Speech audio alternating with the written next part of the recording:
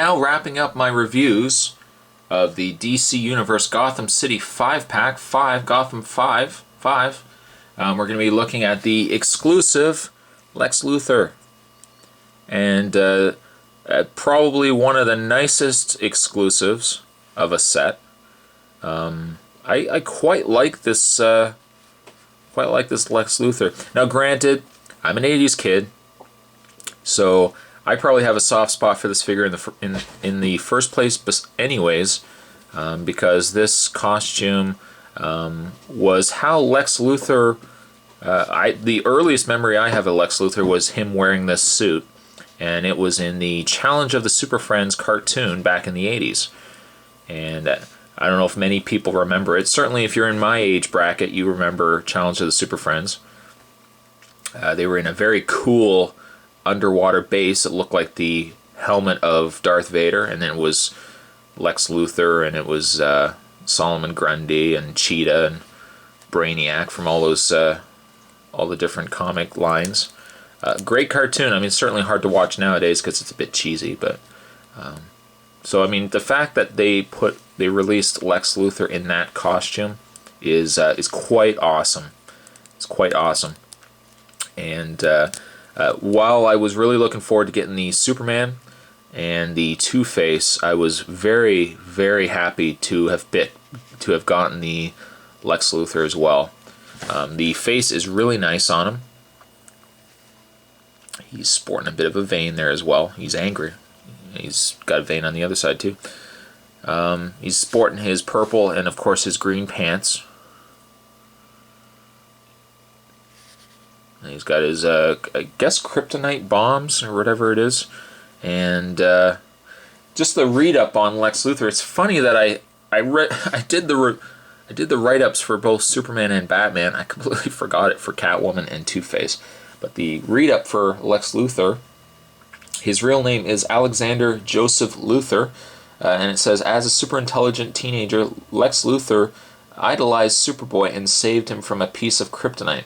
While working toward curing Superboy's weakness, one of Lex Luthor's lab experiments went awry, catching fire. The resulting flames made Luthor's hair fall out permanently and damaged his psyche.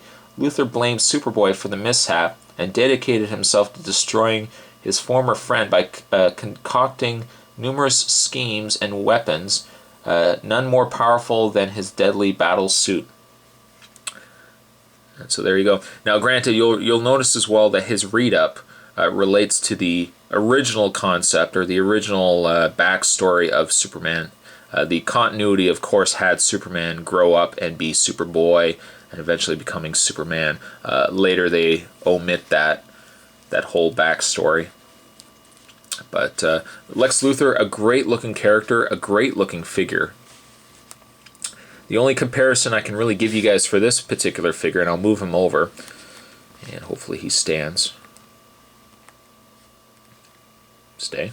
The only comparison I can really give you guys is I'll bring in the battle suit, the infamous green-suited Lex Luthor from the DC Superheroes wave.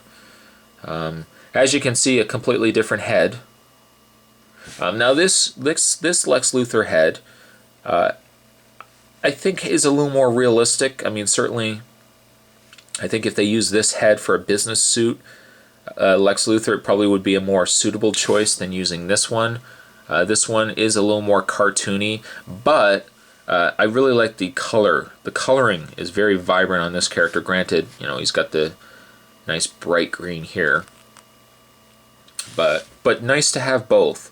It is nice, of course, because, you know, most people think of Lex Luthor as having the battle suit. I always think of Lex Luthor in the classic DC Challenge of the Super Friends costume, so it's nice to have both. But I figured I'd just bring him in, show you guys a comparison of the two.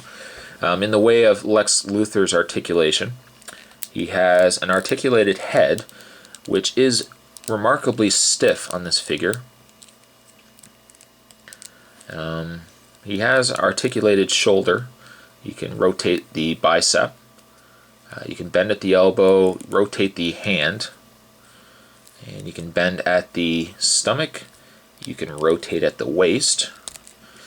Bend at the leg, you can go front and back on the leg, you can rotate the thigh, bend at the knee, and you can bend also at the foot. So it's the same articulation as all the other figures. Obviously, they reuse this body quite often, but I'm not necessarily bothered by that. I mean, if it means we get more figures out of it, right? Great figure, though. I probably will eventually have this guy displayed when they do eventually. I don't know if it's wave 12. Is it wave 12 that we have the Cheetah? But Cheetah is on the way in both a modern version and the Silver Age version. I probably would put the Silver Age Cheetah with Lex Luthor and the Brainiac from the 2-pack Superman Brainiac. And then hopefully slowly I can start building up the actual... oh god, I just forgot their name.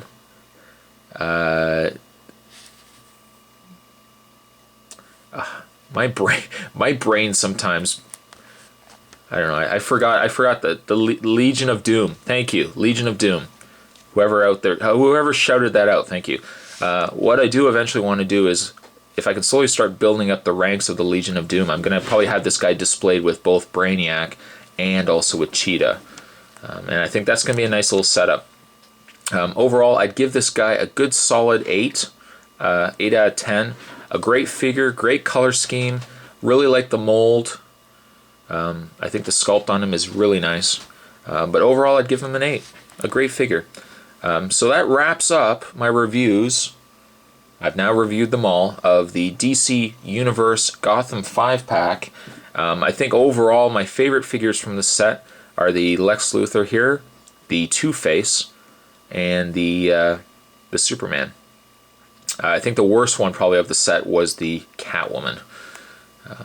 But I'm very happy to have picked this set up. The set should still be available, I think, in most Targets if they're probably have some of their older stock. If not, you could probably find it on eBay. But there we have Lex Luthor, the exclusive of this set. And I hope you guys enjoyed it.